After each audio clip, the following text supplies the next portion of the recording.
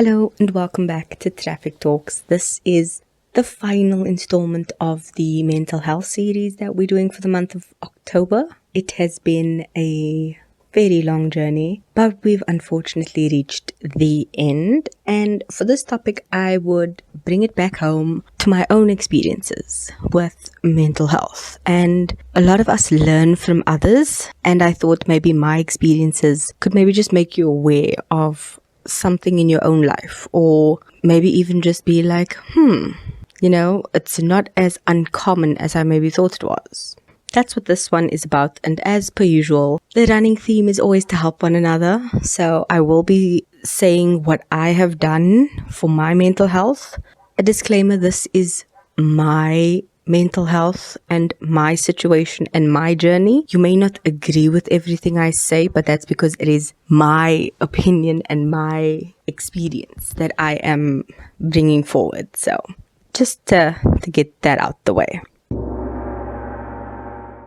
As I'm sure you know by now, mental health is very important, hence this entire series. But it's mainly due to my own experience with it. In 2011, I was diagnosed with severe depression and had to be on medication for 6 months, which is the maximum amount of time a doctor can prescribe medication for. And I didn't agree with it, but I went along with it. Since then, I have stopped with medication and just been re-diagnosed with just plain depression, if I can put it that way. I went to therapy in university for about a year or two and then stopped because I was broke and unemployed and wasn't able to afford therapy at the time. So I stopped for a few years. And for the last 2 or 3 years, I have been in therapy, and I once again stopped because same problem, broke, unemployed. And then when I did finally get a job beginning of this year, the COVID thing hit, and I haven't been back since maybe last year, September sometime. So it's maybe been like a full year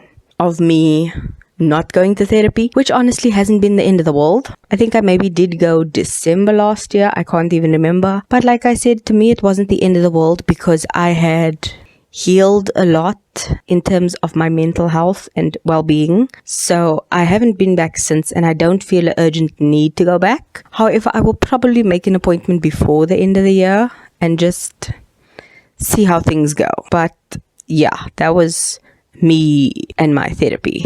I do tend to have a difficulty when things go south, but I tend to get back on track fairly quickly, especially when it comes to mental health things. Look back a few weeks ago where I had to take a break because of things that were happening in my life and the fact that I just needed time to deal with those things, which I did. But I also have a few things that keep me mentally fit and healthy, just like you would, take care of what you eat and what you do in terms of exercise to be physically healthy, and what you do affects your mental health. There's always that weird triangle, like what you think is what you do is who you are kind of a thing. Same idea. So when it comes to me, I tend to do a lot of research and reading, but I take those things and usually experiment and figure out what works best for me through trial and error.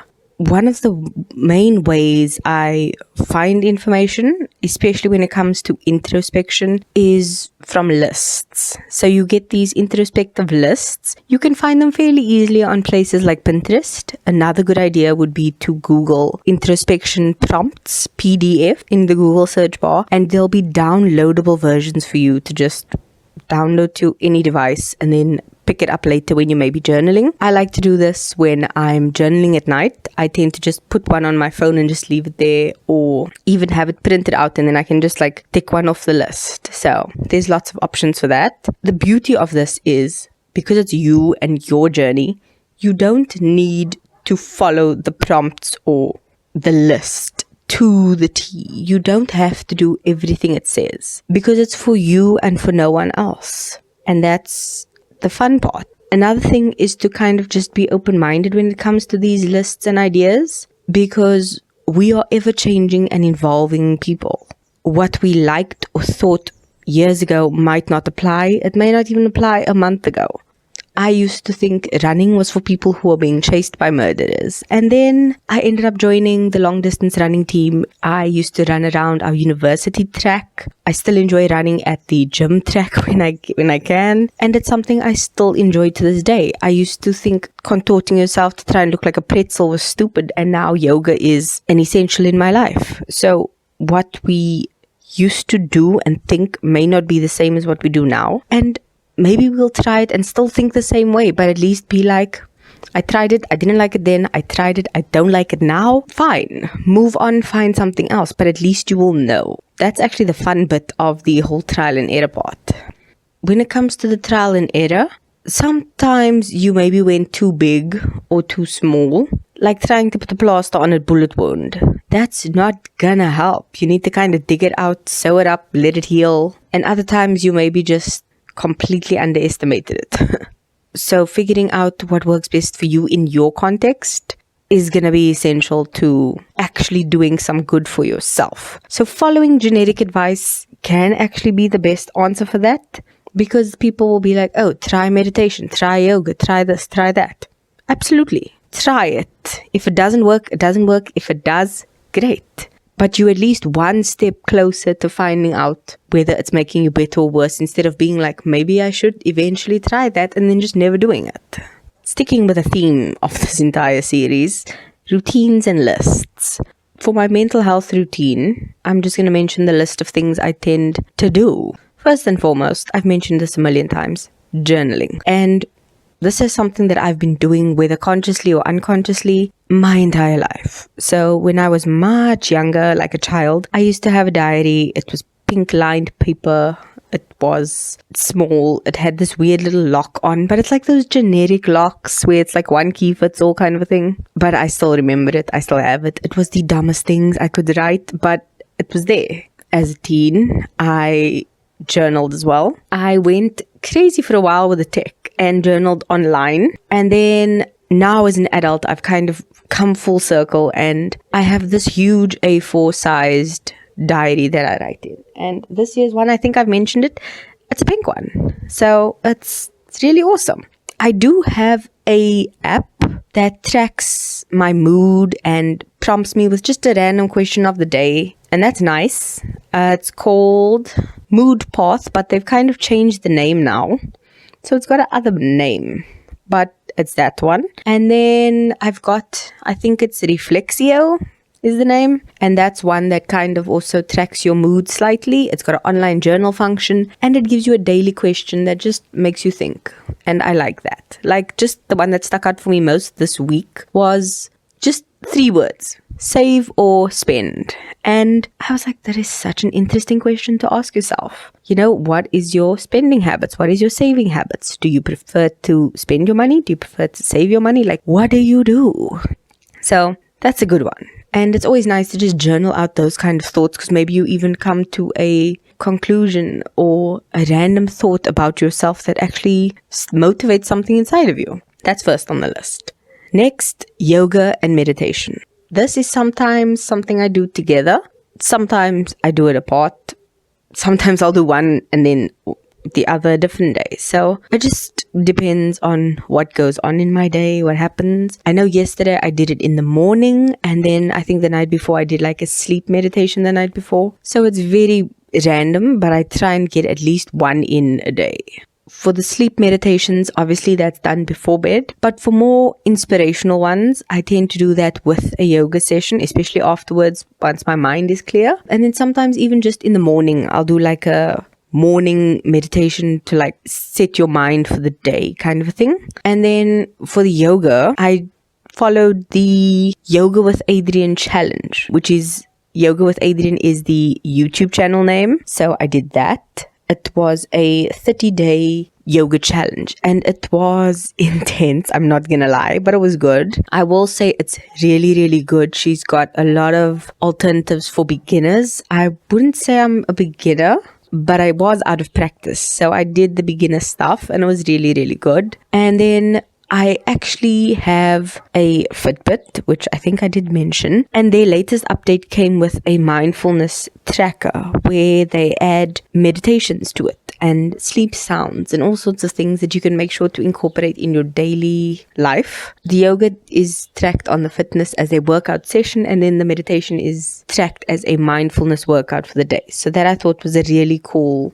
thing for them to do and to incorporate, especially because mindfulness and mental health has come into the spotlight since COVID. So I think that was really, really great. And then for finding meditations, you can look at Headspace or Calm. There's also an app called Better Mind, which has a lot of like meditations, sleep things, just all sorts of mind work that you might need done. And then you can customize it to suit you. I will say it is very limited unless you have a premium one, but the free one works just as well. If not, there's always an alternative. You can even look on, for example, this very site and search for free meditations or just mind meditations. There is a meditations mini podcast which I use, very, very nice, and you can download them for later so you won't have to constantly be using your data or be connected to Wi-Fi, so that's good. And then for actual yoga workouts, like I said, Yoga with Adriene is brilliant. Or if you just want normal fitness stuff, there's a lot of stuff available on YouTube. Who you find is up to you. Some people prefer Blogilates type workout, other people prefer weightlifting. So you find what suits you. I would recommend the Swirkit app.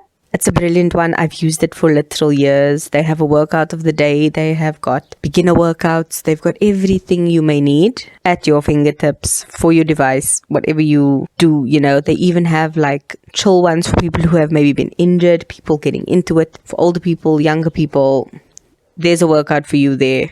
Trust me.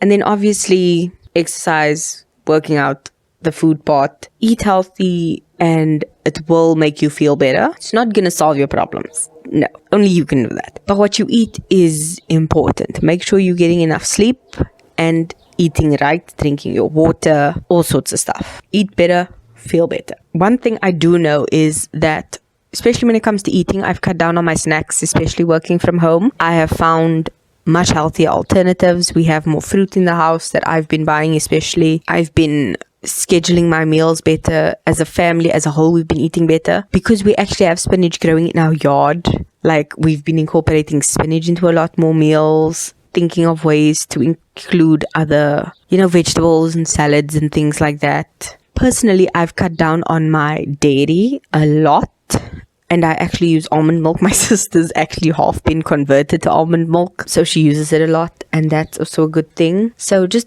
cutting down on a lot of processed foods and a lot of takeaways and things has definitely helped. I won't say I'm perfect at it all the time, but a little bit here and there is how we've done things, and that's just how we do it.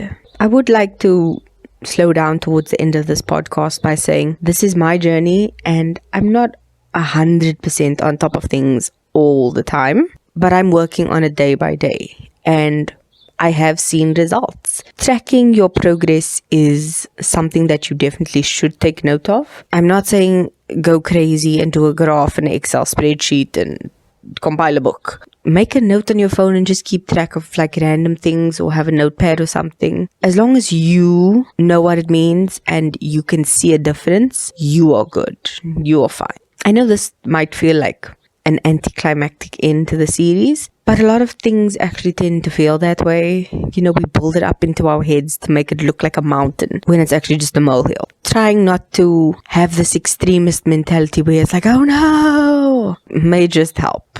Because sometimes getting through it, we look back and we like, I just went through that, and like, it wasn't that bad looking back. Like, come on. And last but not least, one thing I try to actively talk about is the benefit of good health, but not the physical appearance of those benefits, if that does make any sense. Because a lot of the time, people care about how things will make them look, and not about if they're going about it in the healthy way, which is completely wrong. I mean, I remember growing up and seeing in the early 2000s, I don't know if anyone else remembers, that like skinny was like the in thing. And like the more skinnier you were, the better or more attractive it seems. And a lot of people suffered bulimia, anorexia, and all sorts of other things in extreme ways to try and look like that. And the devastation to their health was irreversible. So one thing I do not focus on is how you look, but how you feel and what you can do. And that's something I also challenge myself to do. And I've actually expressed this to my mom just the other day. Like, I actually gained 2.5 Ks when I measured myself last, or rather when I weighed myself last. And I'm like, I dropped 6 Ks before that and I just gained 2.5 back. And I'm like, I don't care about the numbers on the scale, because as long as I'm feeling healthy, I'm eating healthy, I can do my yoga better than what I did, I'm good. That is me and that is who I am, and that is what I want other people to see and to focus on. Not fitting into a certain mold, but breaking that mold and just doing you. Be healthy for being healthy. Don't be healthy to look a certain way to appease other people. Do it for yourself. Be selfish, because you are the only person who has to deal with yourself for the rest of your life. The crux of this entire series. You literally need to do you. You need to take care of yourself. You need to help yourself. And if you need help from others, as hard as it may seem, ask for that help, because you are worth it. Thank you for listening to me in this episode and for the other ramblings you've heard. I hope you take a lot away and that this has helped you in some form or another. Have a good day. Love you. Bye.